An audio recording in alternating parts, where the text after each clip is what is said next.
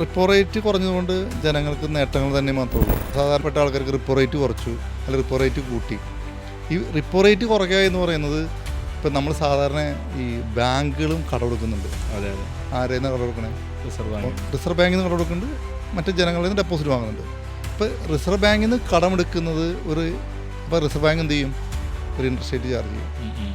അപ്പോൾ ബാങ്കുകൾക്ക് reserve bank കൊടുക്കുന്ന ലോണിൻ്റെ ഇൻട്രസ്റ്റ് റേറ്റ് കുറച്ചു എന്നാണ് തത്വത്തിൽ പറഞ്ഞാൽ. കുറേ കാലങ്ങളായിട്ട് RBI റിപ്പോ നിരക്കിൽ ഒരു മാറ്റം വരുത്തിയിരുന്നില്ല. ഈ കഴിഞ്ഞ ഫെബ്രുവരി 7 വരെ ഒരു മാറ്റം ഉണ്ടായിരുന്നില്ല. ഈ ഫെബ്രുവരി 7 0.25 റിപ്പോ നിരക്ക് കുറച്ചു. അപ്പം അന്ന് ബെനിഫിറ്റ് കിട്ടിയിട്ടുണ്ട് ജനങ്ങൾക്ക്. അതിൻ്റെ റിപ്പോ ഇപ്പോൾ അറിയാൻ പറ്റും, ഈ പല ലോൺ എടുത്ത ആൾക്കാർ റിപ്പോ നിരക്ക് കുറച്ച് 0.5 ബാങ്ക് കുറച്ചിട്ടുണ്ട്. റിപ്പോ റേറ്റ് ചേഞ്ച് ചെയ്യുന്നത് EBLR ബേസ് ചെയ്ത ലോണുകൾക്കാണ് അതിൻ്റെ പെട്ടെന്നുള്ള ഗുണം കിട്ടുക. പിന്നെ രണ്ടാമത്തെ കേസ്, ഫിക്സഡ് റേറ്റിൽ ലോൺ എടുത്ത ആൾക്കാരുണ്ട്. നേരത്തെ ഫിക്സഡ് റേറ്റിൽ ലോൺ എടുത്ത ആൾക്കാരുണ്ട്, അവർക്ക് പെട്ടെന്ന് കിട്ടില്ല.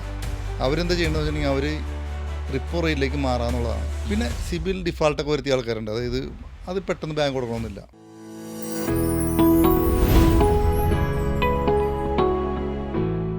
സാർ, ഇപ്പോൾ റീസെൻ്റ് റിസർവ് ബാങ്ക് റിപ്പോ നിരക്ക് കുറച്ചിട്ടുണ്ടായിരുന്നു.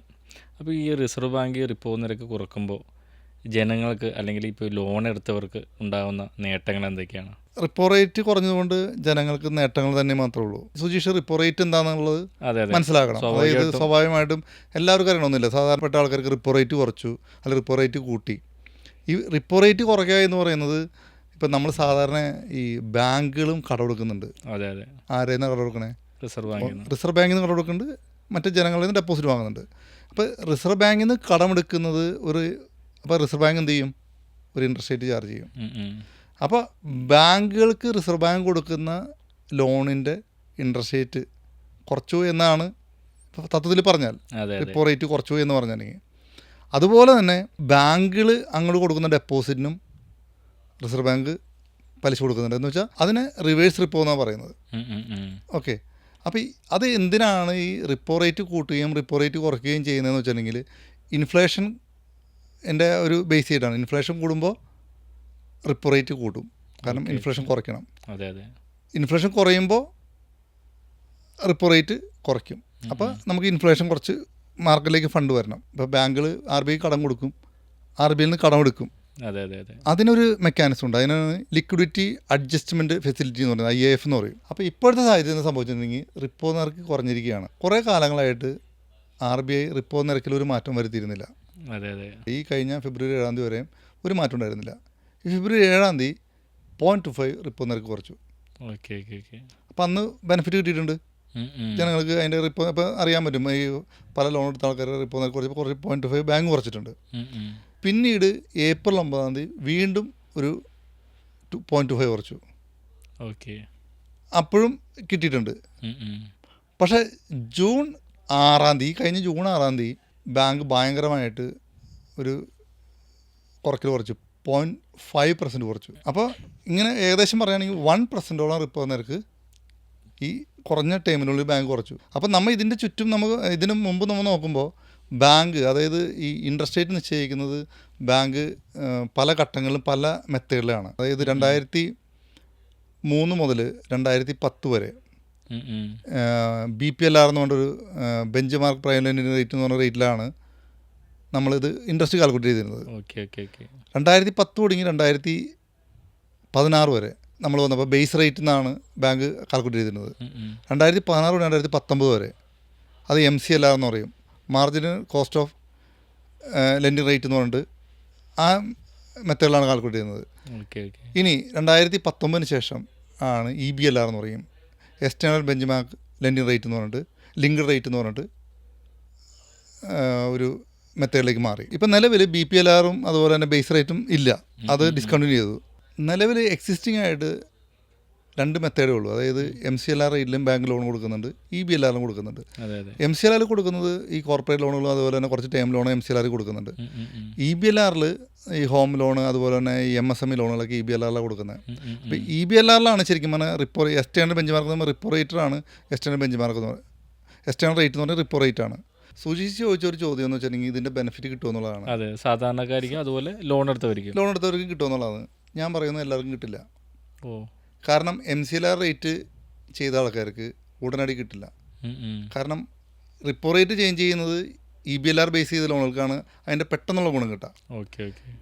പിന്നെ രണ്ടാമത്തെ കേസ് ഫിക്സഡ് റേറ്റിൽ ലോൺ എടുത്ത ആൾക്കാരുണ്ട്. നേരത്തെ ഫിക്സഡ് റേറ്റിൽ ലോൺ എടുത്ത ആൾക്കാരുണ്ട്. അവർക്ക് പെട്ടെന്ന് കിട്ടില്ല. അവരെന്താ ചെയ്യേണ്ടതെന്ന് വെച്ചിട്ടുണ്ടെങ്കിൽ അവർ റിപ്പോ റേറ്റിലേക്ക് മാറാന്നുള്ളതാണ്. ലോൺ മാറ്റേണ്ടി വരും. മാറ്റുക അത് വെച്ചൊന്ന് ബാങ്കിന് അപ്ലൈ ചെയ്ത് മാറ്റാന്നുള്ളത്, റിപ്പോ റേറ്റിലേക്ക് മാറ്റി തരാമെന്നുള്ളതാണ്. കാരണം അന്ന് ഫിക്സഡ് റേറ്റിൽ എടുത്തിരിക്കുന്നു, റിപ്പോ റേറ്റിലേക്ക് മാറാന്നുള്ളതാണ്. പിന്നെ സിബിൽ ഡിഫാൾട്ടൊക്കെ വരുത്തിയ ആൾക്കാരുണ്ട്. അതായത് അത് പെട്ടെന്ന് ബാങ്ക് കൊടുക്കണമെന്നില്ല. അപ്പോൾ MCLRൽ ലോൺ എടുത്ത ആൾക്കാർക്ക് വേണമെങ്കിൽ റിപ്പോ റേറ്റിലേക്ക് മാറാം, അവർക്ക് അപ്ലൈ ചെയ്ത് മാറാം.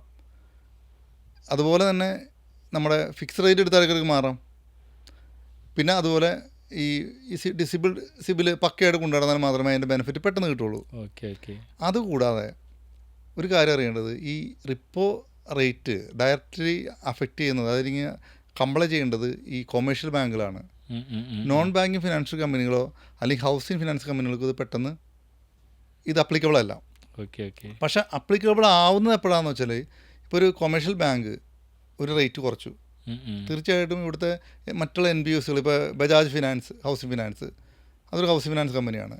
അല്ലെങ്കിൽ മറ്റുള്ള ഇപ്പോൾ PNB ഹൗസിംഗ് ഫിനാൻസ്, അല്ലെങ്കിൽ മറ്റ് NBFCകൾ, തീർച്ചയായിട്ടും എന്താണ് സംഭവിക്കുകയെന്ന് വെച്ചിട്ടുണ്ടെങ്കിൽ, ഇവിടെ കൊമേഴ്ഷ്യൽ ബാങ്ക് റേറ്റ് കുറയ്ക്കുമ്പോൾ അതിൻ്റെ ഇൻഡയറക്റ്റ് എഫക്റ്റ് അവർക്ക് വരുമ്പോൾ അവർ റേറ്റ് കുറയ്ക്കേണ്ടി വരും.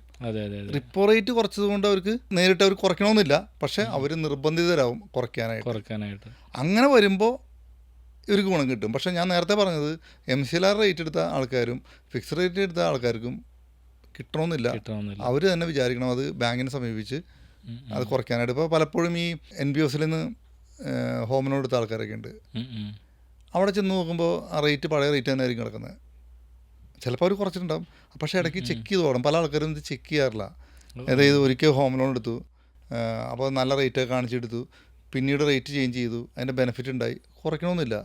പലപ്പോഴും ഈ സ്വാപ്പിംഗ് ചാർജ് എന്ന് പറഞ്ഞിട്ട്, അല്ലെങ്കിൽ അവർ ഈ റേറ്റിൽ നിന്ന് അടുത്ത റേറ്റിലേക്ക് മാറാനൊക്കെ ചിലപ്പോൾ ഒരു പക്ഷേ ചെറിയ ചാർജ് എടുത്തിട്ട് 2500 രൂപ, 3000 രൂപ, 5000 രൂപയൊക്കെ ചാർജ് എടുത്തിട്ടൊക്കെ മാറ്റി കൊടുക്കും. അത് റേറ്റ് കുറച്ച് കൊടുക്കും. അങ്ങനെ പല ആൾക്കാരും ചെയ്യാറുണ്ട്. പക്ഷെ നമ്മൾ ഇൻട്രസ്റ്റ് അത് കൂട്ടി നോക്കണമെന്ന് മാത്രമേ ഉള്ളൂ. Okay okay. അപ്പോൾ ഈ കൂടുതലും ഈ ഹോം ലോൺ എടുത്ത ആൾക്കാർ, ഫ്ലോട്ടിംഗ് റേറ്റ് എടുത്ത് ഹോം ലോൺ എടുത്ത ആൾക്കാരും, അല്ലെങ്കിൽ ഫ്ലോട്ടിംഗ് റേറ്റ് എടുത്തുള്ള മറ്റൊരു റേറ്റിൽ എടുത്ത ആൾക്കാരും, MSME ലോൺ എടുത്ത ആൾക്കാർക്കും തീർച്ചയായിട്ടും റിപ്പോ റേറ്റിൻ്റെ ബെനിഫിറ്റ് കിട്ടും. അത് ഉറപ്പുള്ള കേസാണ്. സുജീഷ് പറയുന്നത് റിപ്പോ നിരക്ക് കുറഞ്ഞിട്ടുണ്ടെങ്കിൽ ഉറപ്പായിട്ടും ഗുണം കിട്ടും കസ്റ്റമർക്ക്.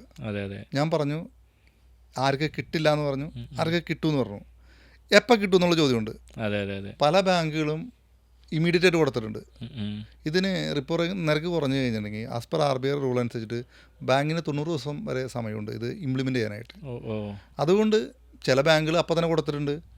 കാരണം ഈ ചില ബാങ്കുകൾ 90 ദിവസം വരെ വെയിറ്റ് ചെയ്യും. കാരണം വെച്ചിട്ടുണ്ടെങ്കിൽ പല ലോണുകൾ ഡെപ്പോസിറ്റുകൾ വാങ്ങിച്ചിരിക്കുന്നത് ഹയർ റേറ്റിനായിരിക്കും, അത് ഫിക്സഡ് റേറ്റിലായിരിക്കും.